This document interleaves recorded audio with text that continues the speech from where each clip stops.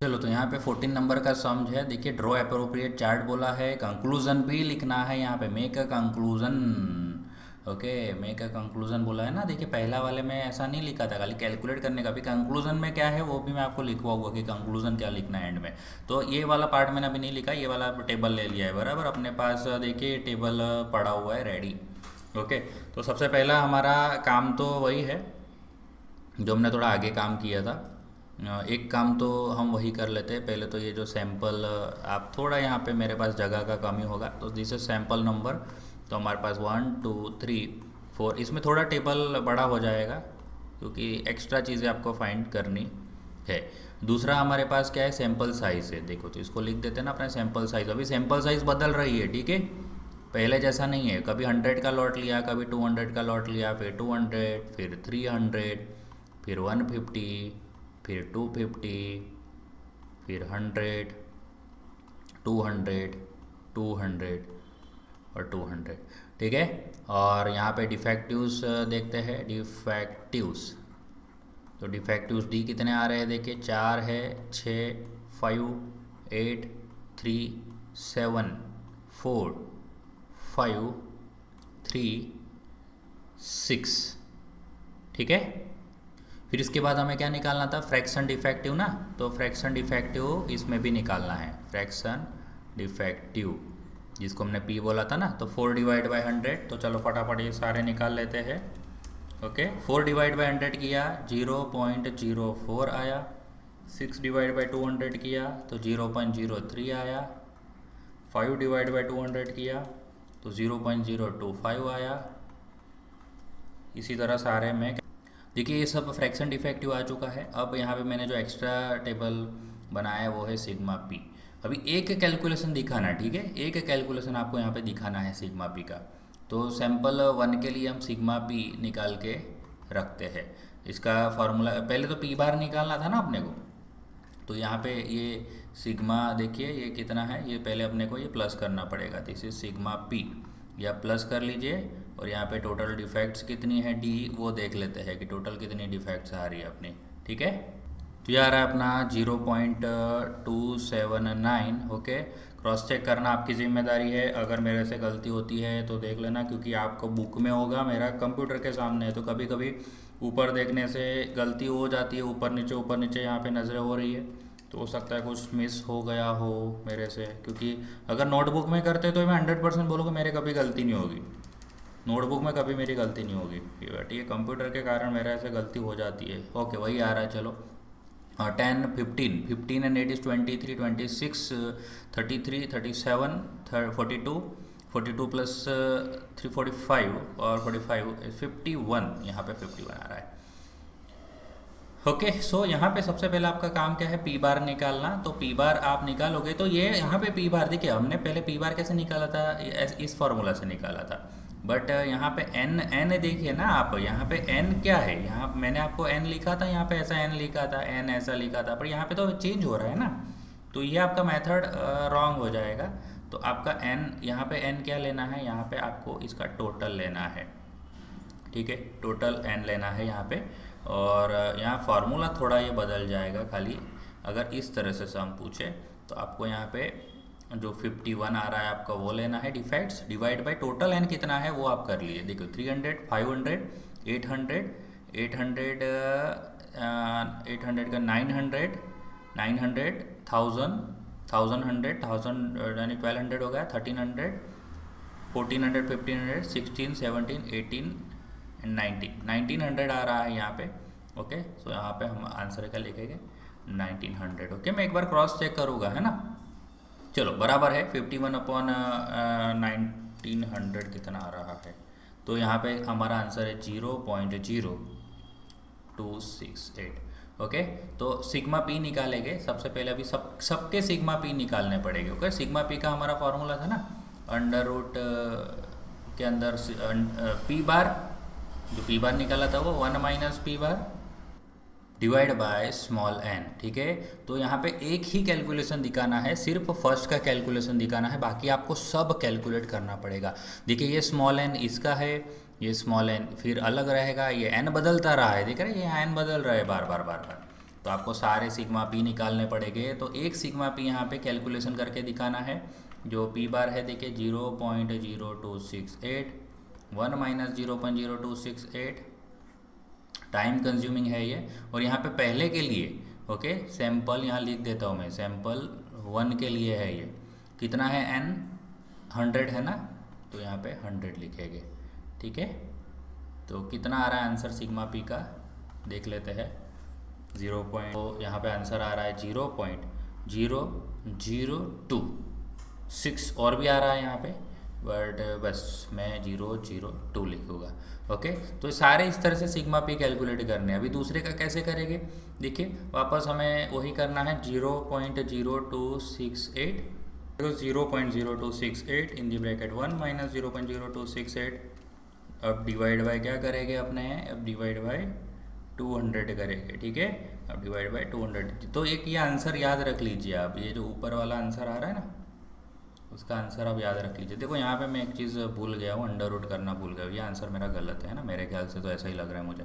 एक बार कैलकुलेट करके यहाँ पे रफ में, आप रफ में क्या करिए, वो इसका आंसर निकाल के, ऊपर वाला जो है ना आंसर निकाल के रखिए आप। इसका क्या है देखो 0.026, ओके 0 आ रहा है तो वो नहीं लिख रहा, तो उसके डिवाइड बाय डायरेक्ट आप वो करके अंडर रूट कर लेना है ना। ये जो भी है डिवाइड बाय आपने 100 किया ना, डिवाइड बाय आप इसको 100 कीजिए, तो अपना टाइम बच जाएगा, क्योंकि अपने को और उसका अंडर रूट करना है। ठीक है, अंडर रूट करना है। तो देखो अब सही आंसर आ रहा है ना 0.016। देखो ये गलत था मेरा, अंडर रूट नहीं किया था मैंने, तो अंडर रूट कर लिया अभी 0.016। तो सिग्मा पी ऐसे सारे निकालने हैं। ठीक है, दूसरे का सिग्मा पी कैसे निकलेगा, तो अभी तो हमारे पास देखिए ये वैल्यू है ना, ये इतने की वैल्यू है, इतनी, ये जो है ना इतना, ये ब्रैकेट आप मत करना, ये इसका आंसर है। डिवाइड बाय अभी क्या करना है, ये 100 बदलते रहना है। ये देखिए यहाँ पे 200 है तो 200 करना, अब नेक्स्ट टाइम क्या आ जाएगा यहाँ पे 200 करके करना, तो दूसरे का आंसर आ जाएगा। समझ रहे हो ना आप। चलो ये मैं अभी मिटा रहा हूँ है ना, ये सब थोड़ी आपको बताने के लिए था। तो देखो 0.26 करिए, डिवाइड बाय 200 करिए और अंडर रूट कर दीजिए, तो ये आंसर आ गया 0.036। उसी तरह अभी वापस ये भी वही आएगा 0.036 वही आएगा हमारा। ओके, जो भी 200 वाले हैं उसके आंसर यही आएंगे, 0.036, 0.036 और 0.036। ओके, तो चलो एक काम हमारा हो गया। अभी 100 वाला, जो 100 वाले का भी काम हो जाएगा, 0.016 आ जाएगा। अभी तीनों, ये तीनों निकालने पड़ेगा। देखो 0.26 करो, डिवाइड बाय 300 करिए और उसका अंडर रूट कर दीजिए, तो 0.029 आ रहा है, 0.029। अभी 150 करना है। ठीक है, 0.26 जो है ना डिवाइड बाय 150 करिए, अंडर रूट करिए 0.041। ओके, और अभी 250 करना है। ठीक है, 0.26 के डिवाइड में 250 करना है, अंडर रूट आंसर, तो 0.032। ठीक है, तो इस तरह से सिग्मा पी मिल गया हमारा। अभी हमें क्या करना है, इसका 3 सिग्मा करना पड़ेगा ना, तो 3 सिग्मा करना पड़ेगा। और यहाँ पे हमें अपर कंट्रोल लिमिट निकालनी है। ये जो भी आंसर आए ना उसको मल्टीप्लाई बाय 3 कर दीजिए। ये 0.032 किसका आया था हमारा, उसी में मैं कर रहा हूँ यहाँ पे, तो ये आ जाएगा मेरा 0.0967। इसी तरह सारे ये मल्टीप्लाई कर दीजिए, 0.016 है उनटू 3 कर दीजिए, तो ये बन जाएगा 0.048। ऐसा यहाँ पे भी आ जाएगा 0.048। और 200 का भी करना है अपने को, 0.036 इंटू 3, तो ये आ जाएगा 0.108। ये भी आ जाएगा 0.108 और आ जाएगी 0.108, ये भी और ये भी। ठीक है, और अब 300 वाला बाकी है ना, सॉरी ये 0.029 इंटू 3 करोगे तो आपका आंसर आ जाएगा 0.087। और 0.041 इंटू 3 करोगे तो आंसर आएगा 0.123। ओके, अपर कंट्रोल लिमिट का फॉर्मूला क्या होता है कि जो भी हमारा पी बार आया उसमें +3 सिग्मा करेंगे। ओके, तो यहाँ पे हम एक कैलकुलेशन दिखाना पड़ेगा ना पहले का, अपर कंट्रोल लिमिट का कैलकुलेशन दिखाना पड़ेगा पहले के लिए। ओके, कि that is this P bar +3 sigma which is equal to, है ना, आपको शायद दिख रहा है कि नहीं पता नहीं, चलो कैलसी रख देते हैं पी बार। सो 0.0268 प्लस 3 सिग्मा, सिग्मा कितना आया यहाँ पे, अच्छा 3 सिग्मा यहाँ पे हमारे पास आंसर है ना पहले से, तो खाली 0.048। ओके, तो ये आंसर आ जाएगा 0.268 प्लस 0.048, तो इसका आंसर आएगा 0.0748। ये अपर कंट्रोल लिमिट आई पहले की प्लस 3 सिग्मा करने से, ठीक है। तो ऐसा ये एक बता दिया मैंने। और लोअर कंट्रोल लिमिट की बात करूँ तो पी बार -3 सिग्मा हो जाएगा, जिसका आपका आंसर करना है 0.0268 माइनस 0.048, ठीक है। तो 0.0268 माइनस 0.048 करोगे तो माइनस आ रहा है, इसका मतलब हम इसको क्या लेने वाले हैं, नेगेटिव को 0 लेने वाले हैं, ठीक है। तो लोअर कंट्रोल लिमिट का तो एक ही बार में काम होगा, इसीलिए देखिए मैंने आपको ये जो टेबल है खाली अपर कंट्रोल लिमिट का बताया, लोअर कंट्रोल लिमिट का यहाँ पे टेंशन नहीं है ना। तो लोअर अपर कंट्रोल लिमिट सारी कैलकुलेट करनी पड़ेगी। ये जो भी 0.108 आया है, जो भी आया है इसमें आप प्लस पी बार करते जाइए, देखो इसमें पी बार प्लस करिए 0.108 प्लस 0.0268, ठीक है। तो ये बन गई मेरी लिमिट 0.1348 की, ये भी बन गई 0.1348 की लिमिट, 0.1348, 0.1348 और 0.1348। ओके, 0.087 में प्लस करेगा 0.260 सॉरी, देखो कैलकुलेशन मिस्टेक्स के फुल भर भर के चांस है यहाँ पे, इतना सारा कैलकुलेशन अपने को करना है, तो बहुत संभाल के आपको काम लेना है यहाँ पे। हो सके तो ऐसे सम को लास्ट ही करना ज़्यादा बेटर है, पहले थियरी से मार्क्स लेके आ जाना आप लोग, मेरा तो यही सजेशन है आपको, है ना। क्योंकि ये सम करने बैठे ना इतना टाइम चला गया, प्रैक्टिस वाले अगर प्रैक्टिस करके जाओगे ना तभी कर पाओगे अच्छे से, अदरवाइज़ ये सब में तो आपके लगेगी एकदम बुरी तरह से वाट लगेगी, ठीक है। तो संभल के करना है इसे। चलो यूसीएल आ चुका है, अब यूसीएल अभी तक हमने क्या कर रहा था, देखो ये जो मैंने आपको चार्ट बनाना सिखाया था, ठीक है। तो आप क्या करिए, वापस यहाँ पे ड्रॉ कर लेते हैं, थोड़ा नीचे बनाते हैं भाई। चलो सबसे पहले फिर सैंपल नंबर लिख देंगे यहाँ पे, जैसे मैंने आपको लास्ट सम में बताया था, सैंपल नंबर लिख दीजिए। ओके, 5 6 7, तो दिस इज सैंपल नंबर। अब अपने को क्या करना है, लिमिट्स लगानी है सारी लिमिट्स। अभी हर बार क्या था, लिमिट्स अलग अलग थी, तो अपर कंट्रोल लिमिट कहाँ तक जा रही है, 0.0748 तक जा रही है। और ये आपको यहाँ पे भी देखना पड़ेगा, क्योंकि अपर कंट्रोल लिमिट ये रही सारी, बहुत अलग अलग अपर कंट्रोल लिमिट है। तो सबसे मैक्सिमम वैल्यू कितनी है, 0.134 है ना। तो 0.13 कहाँ तक जाएगा, देखिए 0 पॉइंट, अगर मैं ये 0.2 ले रहा हूँ, ये 0.04, 0.06, 0.08, 0.10, 0.12 और 0.14, ये 0.13 आ जाएगा। बीच बीच का आप खुद गिन लेना, ठीक है। मैं थोड़ा यहाँ पे स्किप कर रहा हूँ ये सब चीज़ें। तो आपको क्या करना है, ये सारी लिमिट प्लॉट करनी है। 0.0748 आपको प्लॉट करना है।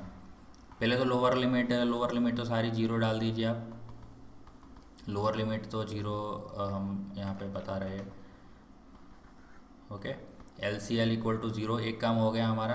अभी देखिए पी बार है, पी बार का लाइन कहाँ है, 0.0, पहले अपर कंट्रोल लिमिट, लोअर कंट्रोल हो गया ना, अपर कंट्रोल लिमिट बनाते हैं। 0.0748, 0.0748, तो 48 यानी यहाँ पे होगा ये, दिस इज ओके। मैं क्या बना रहा हूँ, अपर कंट्रोल लिमिट बना रहा हूँ 0.1348, 0.1348, तो यहाँ पे आएगा। उसके बाद भी 0.1348 है, ओके। तो ये अभी आ जाएगा यहाँ पे। उसका नेक्स्ट सैंपल है 0.1138, 1138, 1, ये कोई 0.11, 1138, तो समथिंग यहाँ पे ले लेते हैं 0.1498, 0.14, 14 देखिए ये 0.15 तक जाए, सॉरी 0.15 तक जाएगा। 149 है ना, तो 149 कहाँ जाएगा, यहाँ तक जाएगा सैम्पल 5 का। फिर 123 0.123 0.123